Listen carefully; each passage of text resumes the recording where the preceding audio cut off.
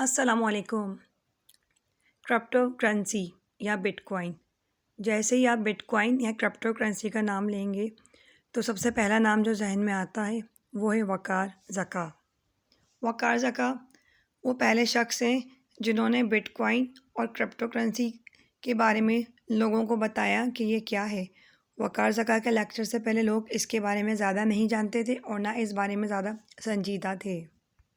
پاکستان میں but coin بین تھی، لیکن وقار زکا نے اس پر کیس کیا اور اس کو پاکستان میں عام کیا۔ بٹ کوائن کو لے کر لوگوں کو جو خدشات تھے، وقار زکا نے انہیں بھی دور کیا اور بتایا کہ بٹ کوائن ایک سیف چیز ہے اور آپ اس پہ کام کر سکتے ہیں، یہاں اپنا پیسہ انویسٹ کر سکتے ہیں اور اس کے ذریعے آپ لاکھوں نہیں بلکہ کروڑوں کما سکتے ہیں۔ وقار زکا نے اپنے لیکچرز میں بتایا بٹ کوائن ڈیجیٹل کرنسی ہے اور پوری دنیا میں لوگ اس میں پیسے انویسٹ کر رہے ہیں اور اس کے ذریعے کما رہے ہیں۔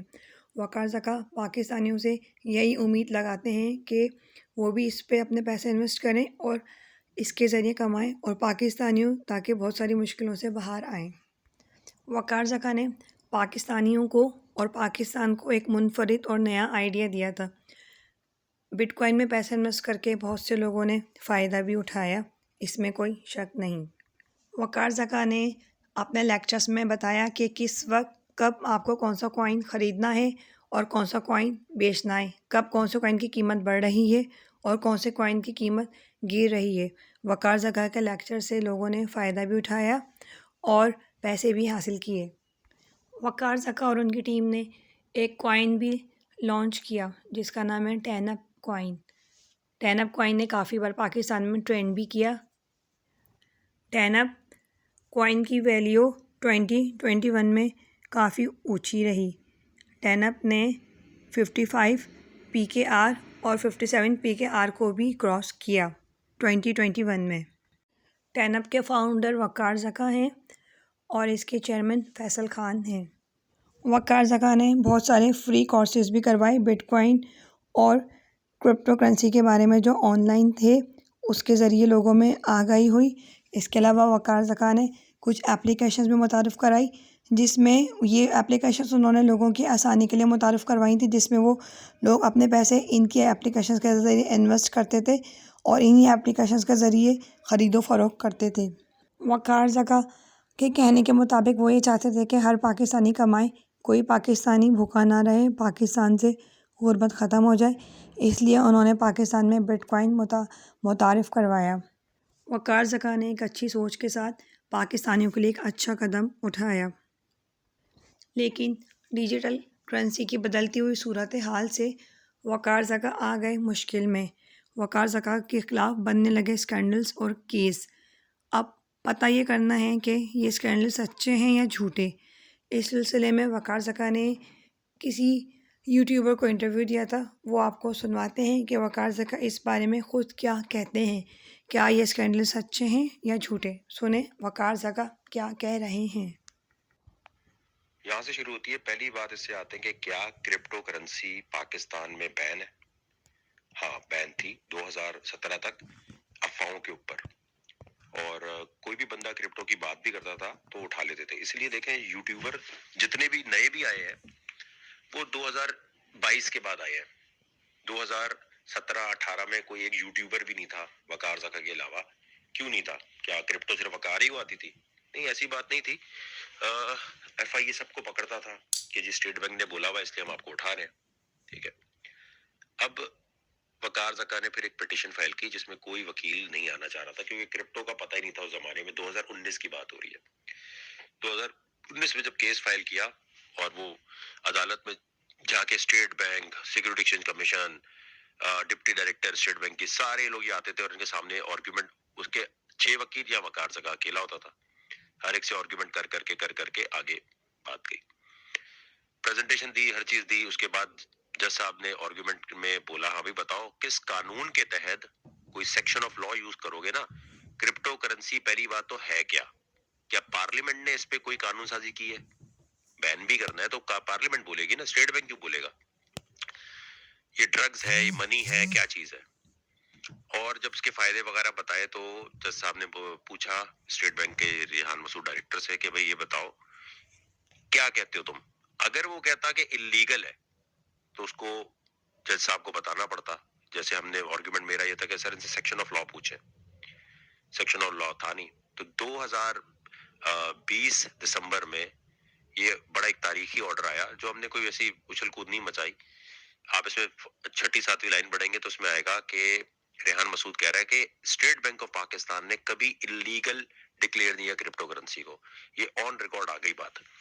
جب یہ آن ریکارڈ آ گئی تو بڑا وقتہ پڑ گیا سب کو، کیونکہ جب یہ اناؤنسمنٹ ہوئی ہر جگہ کہ بھائی یہ تو وقار زکا نے آرڈر لے لیا ہے اور یہ پورے پاکستان کے لیے، تو کرپٹو دھڑا دھڑ چلنے لگ گئی. اس سے پہلے کرپٹو کوئی 2020 سے کووڈ کے اندر کوئی چکر نہیں تھا اس کا، کیونکہ وہ بات بھی کرتے تو ایف آئی اٹھا لیتا تھا.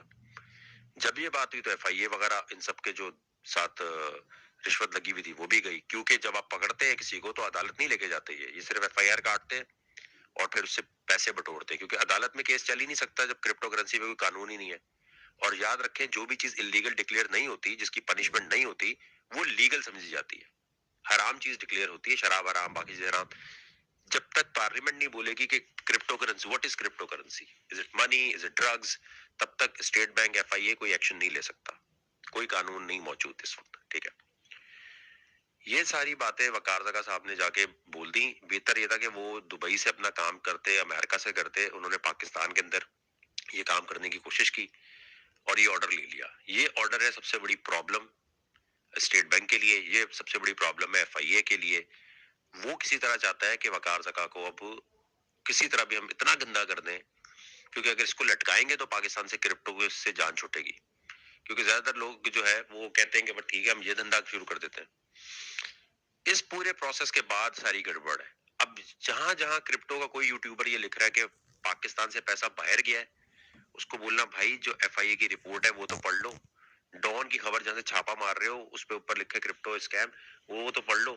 وہ لکھ رہے ہیں کہ بھائی پیسہ پاکستان میں آیا ہے 8 کروڑ روپے اور وہ فورن ریمیٹنس ہے جس کو وقار زکا جسٹیفائی نہیں کر پا رہا، اس لیے ہم نے کیس بنایا.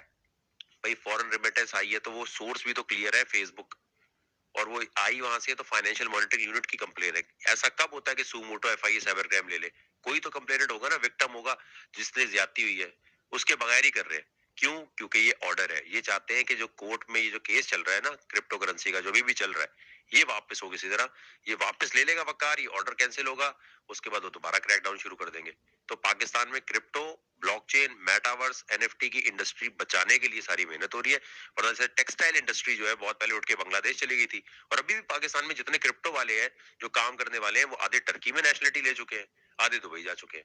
تو یہ پوری انڈسٹری کو بھگا رہے ہیں. یہ کوئی بٹ کوائن کی صرف ٹریڈنگ نہیں ہے، جو کرپٹو سے ریلیٹڈ جاب انڈسٹری ہے، بلاک چین کی انڈسٹری ہے، یہ اس کو بھی خراب کر رہے ہیں صرف اس لیے کہ اسٹیٹ بینک اور ایف آئی اے کا دھندا چلتا رہے. یہ جو نان بیلیبل اریسٹ وارنٹ کا لفظ یوز ہو رہا ہے، یہ بیسیکلی جب یوز ہوتا ہے جب بندہ خود موجود نہ ہو.